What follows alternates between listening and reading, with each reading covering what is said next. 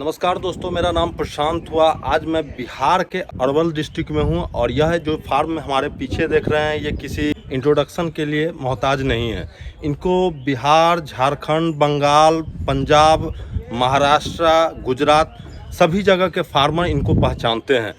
तो दोस्तों, मेरे ख्याल से आप समझ चुके होंगे मैं इज्जू डेयरी फार्म अरवल में हूँ और यहाँ के जो संचालक हैं इजाज भाई, जिनका एक चैनल यूट्यूब चैनल है इज्जू की बिजनेस आइडिया के, जो चैनल पे जो वीडियोस आते हैं उसे पूरी तरह देखते हैं और इनसे बहुत कुछ सीखते हैं। खास करके बिहार की बात करें तो बिहार में इनके वीडियो को देखने के बाद डेयरी के बिजनेस को रन किए, शुरू किए और चला रहे हैं। तो आइए मैं उनसे मिलवाता हूं उनका जो क्या 3 साल का अनुभव रहा डेयरी फार्मिंग में, क्योंकि वो 3 साल से बहुत ही संघर्ष करने के बाद इस फार्म को खड़ा किए और अभी तक रन कर रहे हैं। स्वागत है इजाज भाई हमारे पीके के डेयरी टेक्निक में। आपका भी स्वागत है हमारे फार्म पे और आपके दर्शक जो भी देख रहे हैं उनका भी शुक्रिया, थैंक यू। वीडियो को लाइक भी कर देना। सबसे पहले मैं ईद की शुभकामना आपको दूंगा। थैंक यू, आपको भी मुबारकबाद। खासकर प्रशांत भाई, आप हमारे फार्म को देखने के हिसाब से बहुत अच्छा लगा, बहुत अच्छा लगा। देना चाहूँगा इजाज भाई आपको कि आपने इसका एक अवेयरनेस जो था बिहार में बहुत जागरूकता आपने पैदा किया है, जिससे बाहर के भी जो डेयरी फार्मर हैं हमको फ़ोन करते हैं कि बिहार में इतना प्रोग्रेस काम हो रहा है। वो ये तो आप लोगों का बड़कपन है। हमने बस यही कोशिश की है कि डेयरी फार्म की जो सच्चाई है जी जी वो बताया जाए। हमारे चैनल पे आज तक हमने ये नहीं कहा कि आप 20 गाय रख लो और करोड़पति बन जाओ। जी जी। बहुत सारे डेयरी फार्मर मुझे भी इंटरव्यू दिया है और उन्होंने कहा कि नहीं, बिल्कुल बढ़िया चीज़ है, बढ़िया चीज़ है। ऐसा ही सोच के बहुत सारे फार्मर ने डेयरी फार्म किया और ऐसे 90% फार्मर ऐसे मेरे जानने में भी होंगे जिन्होंने फार्म स्टार्ट किया और 1 साल में बंद कर दिया। अपने दर्शकों को यही दिखाना चाह रहा हूँ कि इजाज भाई जो कि एक यूट्यूब को चलाते हैं, हैंडल करते हैं उतने बड़े चैनल को जो 1 मिलियन सब्सक्राइबर, उसके बाद अपना फार्मिंग भी कर रहे हैं। आपने बहुत स्ट्रगल किया है, जहाँ तक कि मैं जानता हूँ, क्योंकि मैं भी आपसे 3 साढ़े 3 साल से जुड़ा हुआ हूँ। बिल्कुल बिल्कुल। तो आप अपने इस 3 साल का जो डेयरी फार्मिंग का जो आपका अनुभव रहा है, क्योंकि आप कभी समय देते थे कभी नहीं देते थे, हमारे दर्शकों के साथ आप शेयर करें कि जो इस फार्म पे आया हूँ मुझे बहुत अच्छा लगा। अभी जो आपका गाय का जो पोजीशन है, लेकिन कभी खराब भी हुआ था, कभी अच्छा भी रहा। आज से अगर हम 6 महीना पहले वीडियो में बताया भी है, लोग बोलते भी थे, कमेंट भी बहुत सारे लोगों का आया कि क्या है फार्म आपसे नहीं चलेगा, आप बंद कर दीजिए, सब गाय लाते हैं और कसाई को भेज देते हैं। बहुत सारा कमेंट करने वालों ने किया, लेकिन हम लोग उसको निगलेक्ट करते गए, खत्म करते गए। हमने शुरुआत, हमारे यहाँ बिहार में डेयरी फार्म करना सबसे बड़ा टफ काम है। जी जी। सबसे बड़ा वजह जैसे कि हमारे पास कोई किसी तरह का फीड नहीं मिलना। कोई भी कंपनी, ब्रांडेड कंपनी का फीड अगर आप खरीदना चाहते हैं तो वो नहीं मिलेगा, साइलेज नहीं मिलेगा। हरा चारा के बहुत सारे जिला ऐसे हैं, जैसे मेरा ही जिला की बात करें तो हरा चारा बहुत कम लोग खिलाते हैं। तो ये सब चीज को झेलते हुए साइलेज भी हमने मंगाया, आपको भी पता है। जी जी। साइलेज मंगाया, कुछ दिन हम लोग साइलेज भी खिलाए, उससे भी मंगवाया। जो पॉसिबल चीज नहीं था उसको इम्पॉसिबल करके हमने अपने फार्म पे मंगवा कर खिलाकर देखा।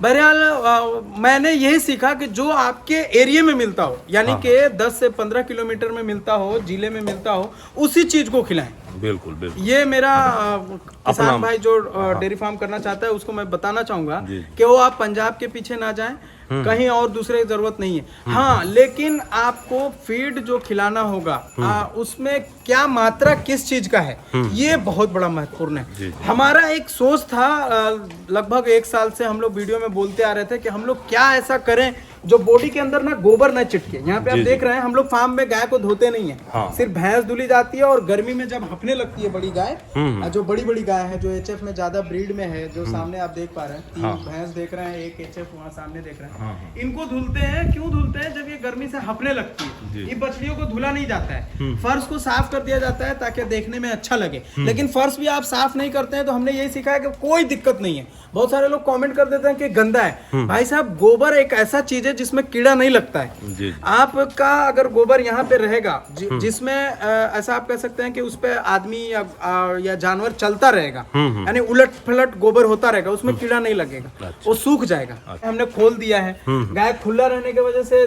देखिए फर्श मेरा कितना साफ है। बिल्कुल बिल्कुल। और हमने अपने वर्करों को बोल रखा है कि इसमें से गोबर, सिर्फ जो मोटा मोटा गोबर है वही उठाइए, इसको थोड़ा गद्दा होने दीजिए। गद्दा होगा तो पैर में जब गाय बैठती है ना तो सबसे ज्यादा घुटने के पर दबाव कितने दिनों से ये खोल करके रखा है? क्योंकि लगभग 1 वीक से खोला है ये।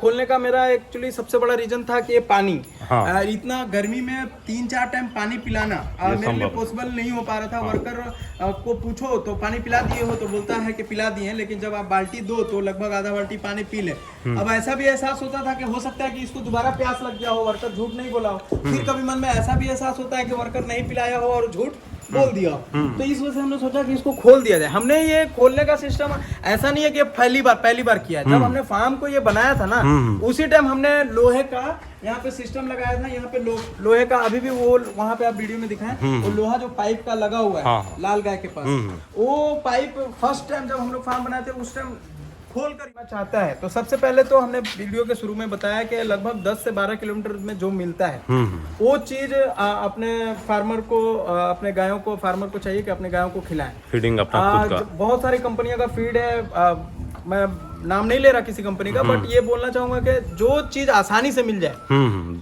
वो जरूर खिलाना चाहिए, वही खिलाना चाहिए। हमने, मेरा एक्सपीरियंस ये है।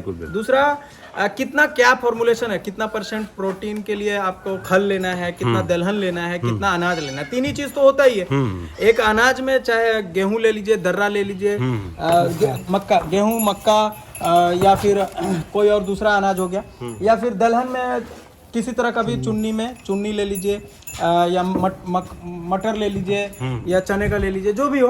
मतलब दलहन में एक दलहन का हो गया, और एक प्रोटीन के लिए आपको खल चाहिए। जो सरसों खल मिल रहा है तो और ज्यादा है। सबसे ज्यादा अगर प्रोटीन खल में है तो बादाम के खल में है। सोया डीओसी लोग बोलते हैं, लेकिन सोया डीओसी से भी ज्यादा प्रोटीन आपको बादाम के खल में मिलेगा। लेकिन बादाम का खल हर जगह उपलब्ध नहीं है। झारखंड के एरिया में चले जाए, का खल बहुत है और वहाँ की गाय बहुत मिलती।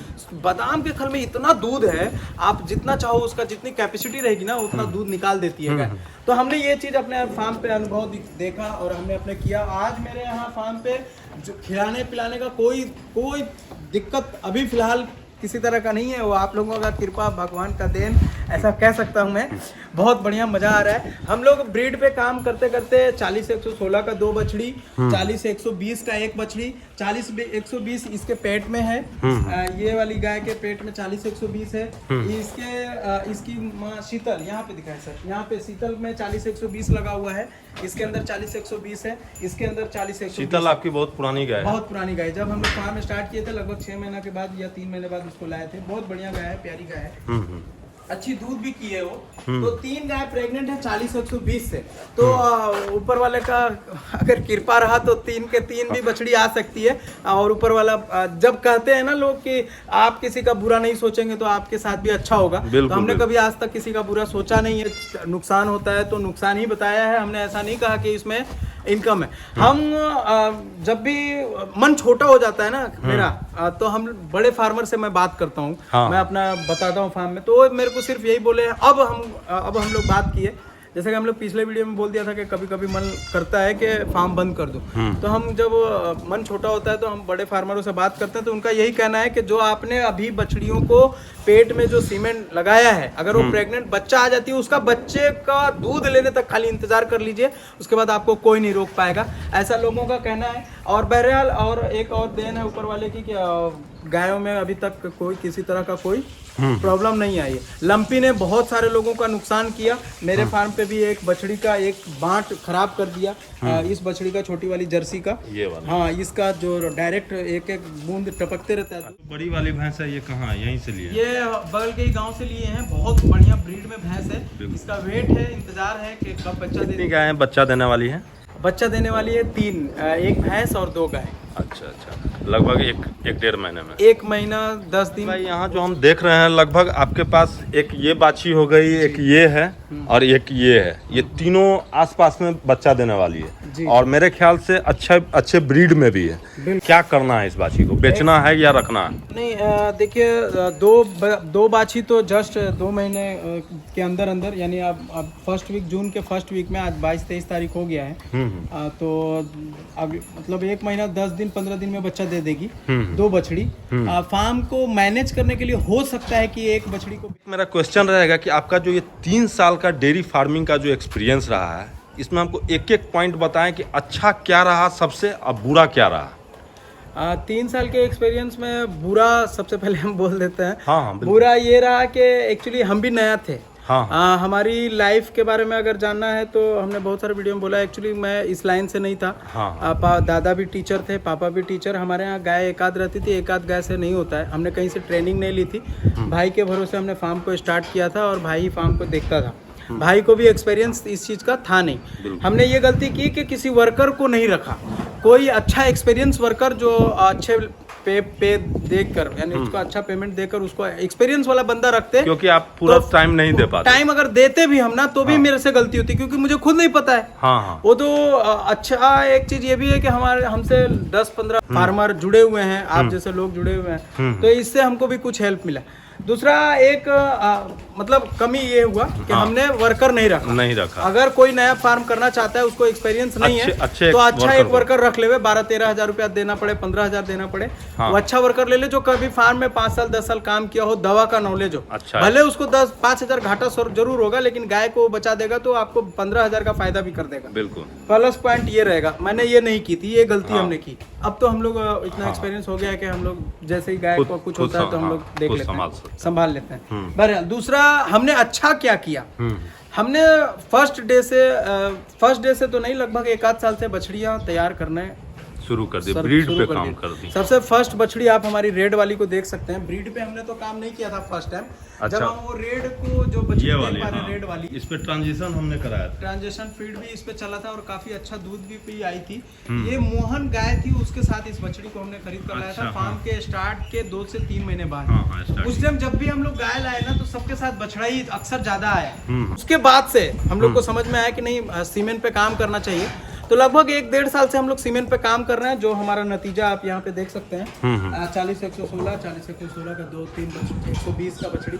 मतलब ये जो बछड़ियों वाली जो बात मैं बोल रहा हूँ, ब्रीड वाली जो बात बोल रहा हूँ, आज से आप करिएगा तो 1-1.5 साल बाद, 2 साल बाद, 2.5 साल बाद आपको उसका रिजल्ट मिलेगा। जैसे आज आपने सीमेंट लगाया तो उसके 9 महीने बाद बच्चा आएगा। बछड़ा अगर आ गया तो आपका हो गया। बछड़ी अगर आप 5 को लगाते हैं, 2 का भी बछड़ी आ गया तो 9 महीने बाद तो आपको पता चला कि आपका ब्रीडिंग पे काम करने का 1-2 बछड़ी ले लिया। अब वो बछड़ी से बच्चा ले लेते हैं आप, तो आप सक्सेस हो गए। तो हम लोगों ने बछड़ी को, जो भी हमारी गाय थी, जैसे ये बछड़ी ये देख रहे हैं, इसकी माँ हमारे फार्म पे 25 लीटर 26 लीटर तक के दूध की थी, जो कि उस टाइम एक्सपीरियंस नहीं था। अच्छा एक्सपीरियंस रहता तो और ज्यादा दूध लेते। उस गाय को बछड़ी को देख रहे हैं, वो शीतल की बछड़ी है, जो हमारे यही फार्म के एसएजी का है। जब हम लोग सीमेंट पे काम नहीं कर रहे थे, वही 1 साल हम लोग सीमेंट नहीं, हम लोग को पता ही नहीं था कहाँ मिलेगा, कैसे मिलेगा, कैसे डॉक्टर साहब को भी नॉलेज नहीं था कि कौन सा बुल क्या होता है। उनको भी यही पता था कि बस ऐसे सैग है, 5 स्टार है, 3 स्टार है, बुल का नाम ये सब उनको भी नहीं पता था। हमने उनको बोला कि ये लेकर आइए, तो उन्होंने लाया। तो आज देखिए हम लोग काम तो कर रहे हैं 2 साल से बछड़ियों पे, तो हमारे पास जो भी है 2 साल का ही परिणाम है और 2 साल काम करना मतलब है। अच्छा हो रहा है मेरे ख्याल से पहले से अल्हम्दुलिल्लाह बहुत बढ़िया हुआ है, बहुत बढ़िया, मतलब बहुत बढ़िया। इसलिए कि आपको खुद सामने नजर आ रहा है। बछड़ी जब बछड़ी पैदा दे, हमारे फार्म पे जो 3 बछड़ी, 2 बछड़ी और 1 भैंस जो अगले 1.5 महीने में बच्चा देने वाली है। तो कुछ ही दिनों में प्रशांत जी आपसे बात तो हुई है कि इसको ट्रांजिशन फीड यूज करना जरूरी है। ट्रांजिशन फीड का जो फॉर्मुलेशन के हिसाब से उसके अंदर जो मटेरियल मेडिसिन जो डाला जाता है, वो आपने हमें पहले भी दिया है और उसका अच्छा रिजल्ट भी देखने के लिए मिला है मुझे।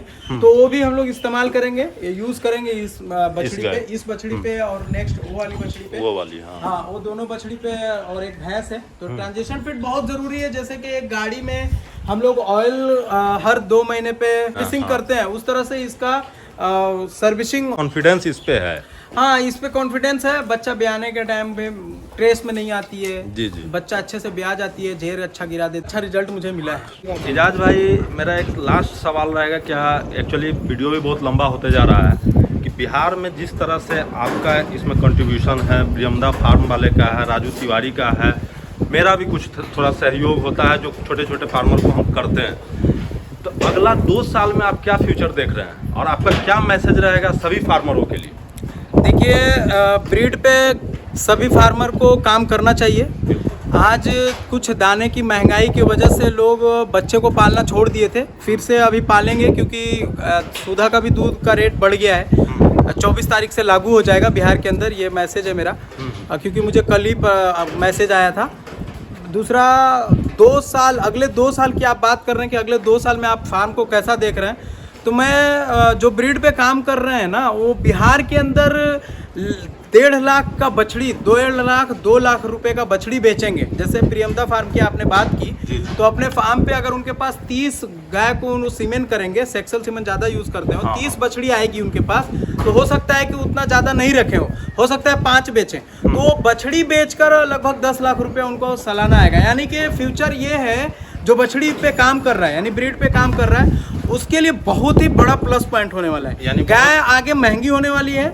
और बिहार के अंदर अब धीरे धीरे जो हिसाब से ब्रीड पे काम रहा, पहले एक्चुअली यूट्यूब का माध्यम नहीं था, तो लोग यूज 40-116 ऐसा नहीं है कि हमने बताया लोगों को, 40-116 अवेयरनेस दिया है, हम लोग समझने लगे। मतलब देखिए 40-116 लगा, जो वीडियो को देख रहे हैं ना, मतलब पहले 40-116 हमने लगा दिया है। 40-116 मेरे वीडियो देखने से पहले वो लगाए थे, लेकिन उसकी अहमियत को नहीं समझा था। हमारे वीडियो देखने के बाद उनको अहमियत समझ में आई कि अरे यार, ये बछड़ी इतना ताकतवर आ सकती है, इतना दूध वाली आ सकती है, तो लोग उस पर ज्यादा फोकस किया और बहुत सारे लोगों ने लगाया। मेरे वीडियो देखने के बाद पता नहीं कितने लोगों ने लगाया हो, तो कमेंट करके ही बताएंगे लोग। बहरहाल कहने का मतलब ये है कि 2 साल में फ्यूचर बहुत बढ़िया होने वाला है। अमूल गुजरात का दूध यहाँ पे लाके बेचता है, गुजरात का प्रोडक्ट लाके बेचता है, क्योंकि वो अभी खरीदता कम है और बेच रहा है ज्यादा। यानी कि बिहार में दूध की आवश्यकता बहुत ज्यादा है, समझ गए, और लोगों के पास दूध नहीं है। तो धीरे धीरे, जैसे आप गुजरात की बात करें, तो आप गांव-गांव में 10-10 गाय देखने के लिए मिलेगा। वहाँ पे आपको ज़्यादातर बिजनेसमैन क्यों देखने के लिए मिलते हैं? वहाँ के आदमी, कहीं पे आपने कभी ऐसा सुना कि गुजरात के आदमी यहाँ के काम कर रहे हैं? कभी ऐसा नहीं सुना। बिजनेस माइंडेड तो होते ही हैं। तो मेरा कहने का मतलब दूसरे राज्य का तुलना ज़्यादा करना नहीं है। कहने का मतलब ये कि जो भाई भी डेयरी फार्म कर रहा है, वो थोड़ा बैकअप जो है ना पीछे से बना के रखे, साथ में, मतलब 35-40 हज़ार की उसके साइड का इनकम हो, तब जाके इसमें सरवाइव करने में आसानी होगी उसको। दूसरा, ब्रीड पे जरूर काम करे। फर्स्ट डे 20 लीटर वाली गाय है, उसको एक ऐसा बुल से उसको इंसेमिनेशन कराए कि फर्स्ट लैक्टेशन में ही 20 से 25 लीटर दूध करने वाली हो। अगर वो गाय बेचना भी चाहेंगे तो अच्छे मुनाफा के साथ बेचना चाहेंगे, तो मैं समझता हूँ कि जब उनका 2 साल में 80 से 1 लाख रुपए अपने एरिया में खर्च करेंगे एक बछड़ी को तैयार करने में, तो कम से कम 20 से 25 हज़ार एक बछड़ी दे के जाएगी। अगर 10 बछड़ी तैयार कर देते हैं तो साल का लगभग 20 से 25 हज़ार के हिसाब से 2.5 लाख रुपया। आपके ख्याल से बिहार का फ्यूचर अच्छा है? बिल्कुल। पहले से आपको खुद समझ में आ रहा होगा कि आपका गाय महंगा हुआ है। जी हाँ, बछड़ी महंगा हुआ है, आप खुद देख रहे हैं। हमने एक वीडियो बनाया था कुछ दिन पहले, वो 80 हज़ार तक मिल रहा था, अब सामने वाले ने बेचा नहीं। इसका मतलब ये है कि महंगा हुआ है, हो गया। पहले से बहुत महंगा हुआ है गाय। गाय महंगा होने की वजह यही है कि लोगों के पास गाय नहीं है। ब्रीड पे काम हो रहा है, फ्यूचर बहुत बड़ा होने वाला है। तो लास्ट में यही बोलना चाहूँगा, कोई भी फार्म करना चाहता है तो सोच समझ के करे, अच्छे से करे, ब्रीड पे करे। बहुत बहुत शुक्रिया, थैंक यू एजाज भाई, आपका हमारे चैनल पे आने के लिए बहुत बहुत धन्यवाद। बाय। दोस्तों, इस वीडियो को दिखाने का पर्पस यही था कि ये जो एजाज भाई हैं, इनका एक एक्सपीरियंस, क्योंकि ये भारत के लगभग सभी राज्यों में घूम चुके हैं, बहुत सारे डेयरी फार्म में और ख़ुद का भी फार्मिंग कर चुके हैं, तो उनके पास एक अच्छा नॉलेज, एक्सपीरियंस है, जिसे इन्होंने बहुत ही अच्छी तरह से बताया, आपके सामने रखा, और ये ईमानदारी से इस फार्मिंग को सभी लोगों के सामने रिप्रेजेंट किया है कि क्या डेयरी फार्मिंग में अच्छाई हो सकता है, क्या बुराई हो सकता है। तो मुझे उम्मीद है कि यह वीडियो आपको अच्छा लगा होगा। अगर अच्छा थोड़ा सा भी लगे तो इसे लाइक, सब्सक्राइब और शेयर ज़रूर करें। Thank you.